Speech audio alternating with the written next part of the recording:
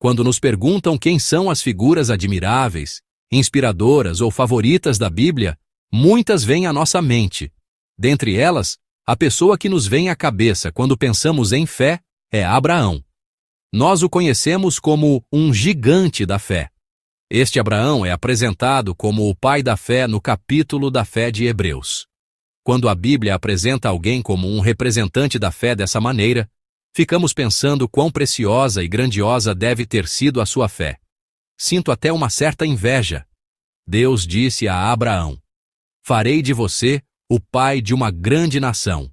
E Abraão, crendo e confiando nessa promessa, foi um homem de fé que obedeceu e deixou a casa de seu pai para seguir a Deus. No entanto, o Abraão que vemos hoje é um pouco diferente. Não vemos a imagem de um gigante da fé, mas sim uma situação um tanto covarde e vergonhosa. Para escapar da crise iminente, ele mostra uma fraqueza desconcertante. Ao meditar sobre essa imagem de Abraão na palavra, o que Deus está nos dizendo? O que Deus deseja de nós? Espero que este seja um tempo de profunda percepção. Abraão deixa Manre, em Hebrom, muda-se para a terra do Neguebê e se estabelece na terra de Gerar. Dizem que, naquela época, a terra de Gerar tinha um vale com uma forte correnteza. Água significa terra fértil, então presume-se que ele se mudou para uma região fértil. Essa terra de Gerar era governada por Abimeleque. Ao chegar lá, Abimeleque toma Sara, a esposa de Abraão. Na antiga sociedade do Oriente Próximo, era comum os reis tomarem mulheres estrangeiras como concubinas ou esposas. Era um costume dos reis trazerem mulheres para o palácio, especialmente se tivessem linhagem nobre ou grande beleza. E o rei era quem possuía tal poder absoluto. Uma palavra resolvia tudo. Podemos nos perguntar quão bela Sara era, mas talvez Abimeleque já conhecesse o poder formidável que Abraão havia demonstrado ao resgatar Ló e quisesse formar uma aliança com esse homem vitorioso. Mas por que isso aconteceu? Vamos ler o versículo 2 juntos. Gênesis 20, 2. Estando ali, Abraão disse que Sara, sua mulher, era sua irmã. Então Abimeleque, rei de Gerar, mandou buscar Sara e a tomou para si. Abimeleque pôde mandar buscar Sara porque Abraão a apresentou como sua irmã. Então, por que ele a apresentou como irmã? Ele temia que, se soubessem que Sara era sua esposa, matariam a ele, o marido, para tomá-la. Do coração humano, quão mesquinha é a atitude deste marido! Ele apresentou a esposa que deveria amar e proteger como sua irmã e a entregou. E o que Sara deve ter sentido? Sara também confessa: "Ele é meu irmão." Como estaria o coração dela? Naquela noite Deus aparece a Abimeleque. Ele aparece em um sonho e diz: "Você morrerá por causa da mulher que tomou. Ela é casada." Deus revela a verdade e ordena que ele devolva a esposa. Deus cuida de toda essa situação, a impede e a encerra. Ao observar essa situação e meditar na palavra, tive uma percepção. Primeiro, o ser humano é uma criatura verdadeiramente fraca. A passagem de hoje, essa situação, não parece familiar? Sim, é familiar. Isso porque é algo que já havia acontecido uma vez no capítulo 12. Aconteceu exatamente da mesma forma. Depois de deixar Harã, Abraão também disse no Egito que Sara era sua irmã. Ele já havia cometido um erro ao enganá-los, e agora vemos sua fraqueza ao cometer o mesmo erro novamente. O que aconteceu no incidente anterior no Egito, no capítulo 12? Ele sofreu grande humilhação diante do faraó. Ao sofrer essa grande vergonha, ele ofuscou a glória de Deus. Abraão também experimentou em primeira mão quão perigoso é confiar em seus próprios pensamentos. Ele aprendeu quão perigoso e tolo é agir com base no pensamento humano. No entanto, apesar disso, Abraão, como se não conseguisse nem lembrar, comete novamente este erro vergonhoso. Ele mostra a face do ser humano que repete o pecado. Se você erra pela primeira vez, há espaço para perdão. Mesmo quando pecamos, existe o que chamamos de circunstâncias atenuantes. Mas se você repete o pecado conscientemente, ele se torna um crime grave. Da mesma forma, dentro de nós, existem essas naturezas pecaminosas repetitivas. A natureza pecaminosa, contaminada pela exposição ao pecado, domina nossos corações e constantemente se agita, nos levando a pecar continuamente. É por isso que devemos nos examinar minuciosamente em tais situações. Devemos verificar constantemente os pecados repetitivos dentro de nós, através da palavra de Deus, da oração e do nosso relacionamento com Deus. Devemos nos esforçar para viver uma vida completamente santificada, para que nosso velho eu, nossa velha natureza, não nos domine. Sem esforço, não podemos vencer. É a nossa fraqueza humana que nos faz voltar ao pecado. Deus nos diz para nos despirmos do velho homem e nos revestirmos do novo homem, criado para ser semelhante a Deus em justiça e em santidade. Somos tão fracos. Se não tomarmos cuidado, caímos em pecado. Como na passagem de hoje, até um gigante da fé caiu.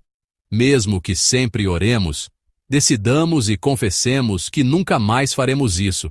Caímos de novo, erramos de novo e somos dominados pelo medo de novo.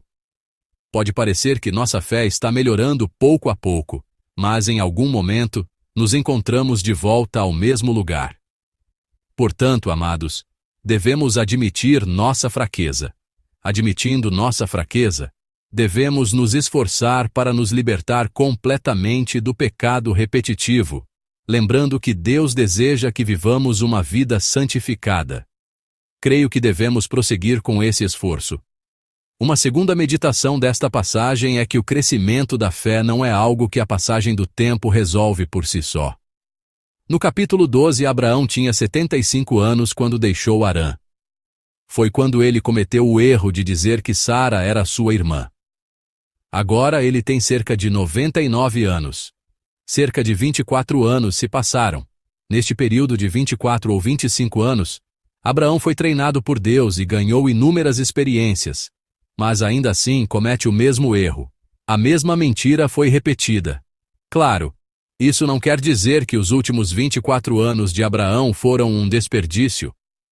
Embora possa ter havido várias circunstâncias, é possível que a fé cresça com uma longa vida de fé.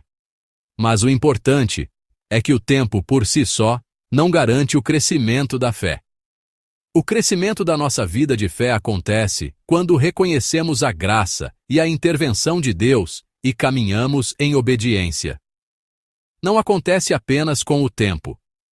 Se passarmos nosso tempo em mera atividade religiosa, sem reconhecer a graça, a intervenção e a providência de Deus, e sem obedecer, nossa fé não pode crescer. Quando o medo surgiu, ele deveria ter confiado em Deus. Mas Abraão não o fez. Essa imagem de não confiar em Deus era apenas uma casca vazia. Abraão ainda era falho. No entanto, Deus ainda interveio em sua vida, se envolveu e o protegeu. Assim, podemos saber: a chave para o crescimento da fé não está comigo, mas com Deus. Portanto, devemos alcançar o crescimento de nossa fé através de Deus. Terceiro, a solução para problemas difíceis vem através da vontade de Deus. Diante de uma situação difícil, Abraão usou suas próprias táticas humanas de sobrevivência. Mas qual foi o resultado? Ele falhou miseravelmente. Se vivermos por táticas humanas, por nossa própria força, nunca poderemos produzir um bom resultado. Vimos que isso apenas gera maus resultados. O fato é que, se tentarmos resolver problemas difíceis com métodos mundanos e humanos, nada de bom pode surgir. Às vezes dizemos que estamos vivendo nossas próprias vidas. Muitas vezes pensamos que estamos no controle de nossas vidas. Então, enchemos nossa vida com nossa própria história. Mas, amados, é aí que os problemas vêm até nós. Quando tentamos viver nossas vidas como nossa própria história, encontramos dificuldades. Devemos nos lembrar disto. Não somos pessoas que vivem por nossas próprias histórias. mas pessoas que vivem pela história de Deus. Deus não nos abandona quando estamos em apuros. Podemos cair como Abraão enquanto vivemos nossas vidas. Podemos ser expostos ao pecado. Podemos ficar desanimados. Mas o que devemos lembrar é que Deus estava lá no lugar onde aquele gigante da fé caiu. Deus resolveu a situação ali mesmo. Da mesma forma, o que precisamos é da intervenção de Deus, da graça de Deus e da obra de Deus. Abimeleque levou Sara, mas não pôde se aproximar dela. Por quê? Porque Deus o impediu naquela noite. Devemos reconhecer que o crescimento de nossa fé, nossa proteção e, finalmente, todas as áreas de nossas vidas exigem a intervenção de Deus. Não há nada em nossas vidas que possa ser realizado por nossa própria força. Resolver problemas, restaurar relacionamentos, perdão de pecados, tudo isso são coisas que não podemos fazer por conta própria. Somente Deus pode fazê-las. Amados irmãos, que possamos admitir nossa fraqueza. E assim, que possamos viver uma vida onde confiamos tudo completamente a Deus. Uma vida que busca a graça de Deus em todas as coisas. Uma vida que reconhece a intervenção de Deus em todas as coisas. Que nós, eu e vocês, sejamos abençoados para viver essa vida. Devemos deixar de lado a parte de nós que quer repetir o pecado, nos vigiar constantemente e viver uma vida santificada. Devemos continuar a dar um passo após o outro, em direção a Deus. Em direção a Deus. Podemos cair então. Podemos ficar desanimados. Mas Deus está nesse lugar. Eu abençoo a nós para que sejamos pessoas que creem no Deus que está conosco, no Deus que ajuda nesse momento, no Deus que resolve todas as coisas.